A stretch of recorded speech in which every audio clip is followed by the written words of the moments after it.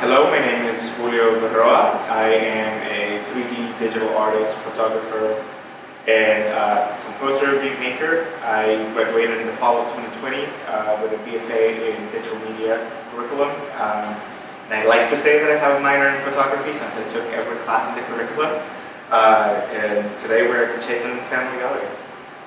Could you tell me a little bit about the show we have installed here called METACHROMATIC, or at least your half of the show, titled METACHROMATIC? Thank you. This is like, I like to call it like my thesis work, even though I don't have to do a thesis for school.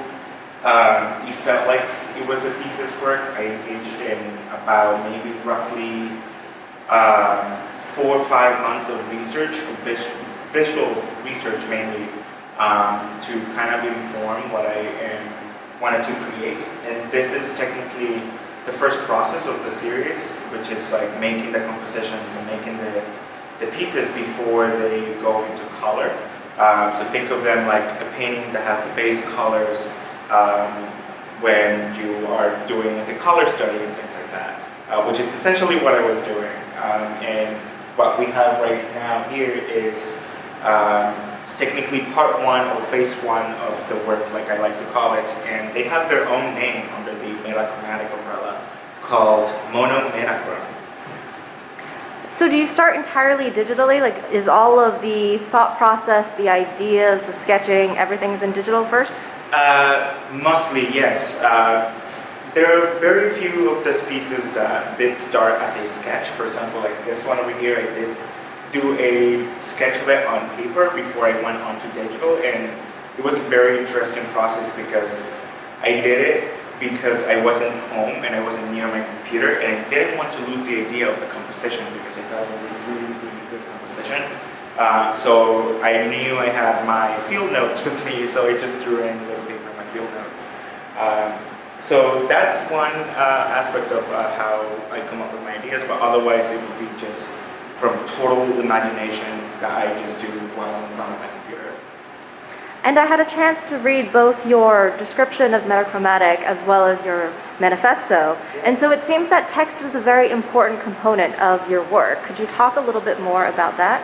Yes, text became so important, at least for my work, because I felt like I got too focused on the visuals and never really got focused on the text in a way that people will understand it. My ideas tend to be incredibly abstract, and sometimes to transcend an idea that abstract just through visuals is a little bit complicated. And for this, I wanted people to not get the ideas wrong. So I did a regular artist statement, but then my professors here were like, you should do a manifesto, so I did it. And that's technically when the work became larger than what I thought it would be. And that's why it's here, and at some point, again, you will see it in color. So clearly these works are very referential to classical art history. Yes. Are you sort of playing with this idea of art as a traditional medium and then turning it into something completely different with your digital media work?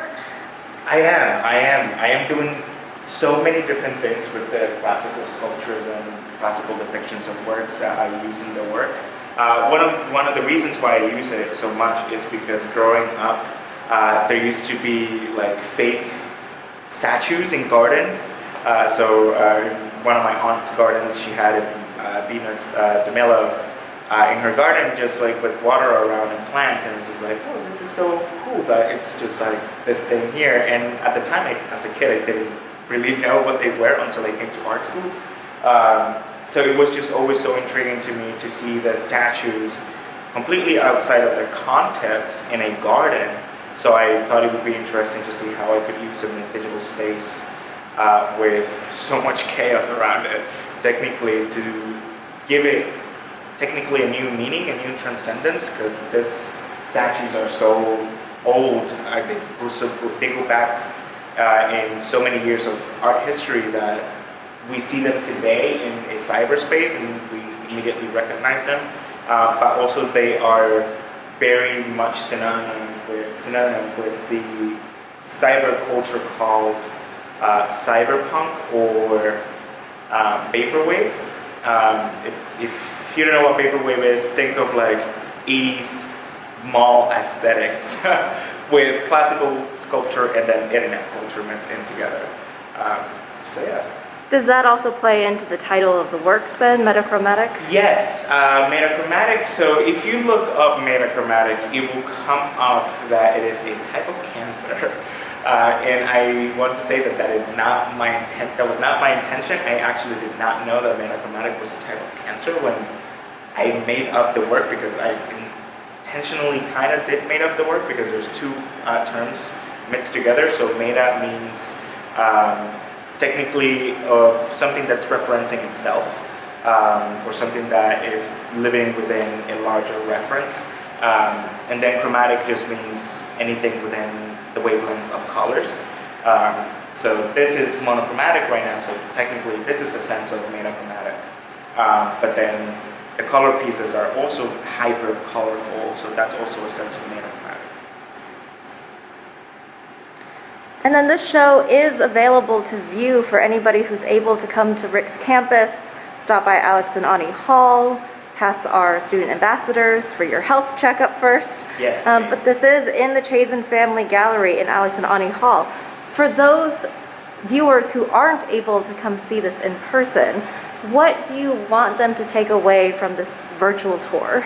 From this virtual tour, I want you to get that breaking traditions sometimes is good to move forward with change, especially in the art world that we have been so concentrated in works that are mainly physical, and we have technically pushed out or annihilated the digital community. But now we have seen how in the events of 2020 that took a huge event. So my main message to you all is that embrace the technologies that we have currently, because they're going to continue evolving, and it is not fair for our society to continue to be stuck in just a physical and I will say in a way a little bit materialistic world, because the digital advances that we have right now can allow us to do so many infinite things and take so many different experiences like you are right now. And digital media has obviously really taken off in the last few years, and even more recently, I think, with the popularity of NFTs and selling of digital artwork. I have one. I have one on Foundation. I have not sold it because I have not had the real time to advertise it. But it's there. I wanted to try it to see what the hype was all about. At least for me, the hype died pretty quickly since once I put that one piece up. But I think I may do it again sometime in the future, depending how the crypto world is, because that's all it's dependent on. So we'll see. And so where do you see digital media artwork going next? What's the future? Oh wow, digital media artwork. I see digital media artwork going in places like Times Square. We're already seeing it there. One of our professors here currently has showing on Times Square.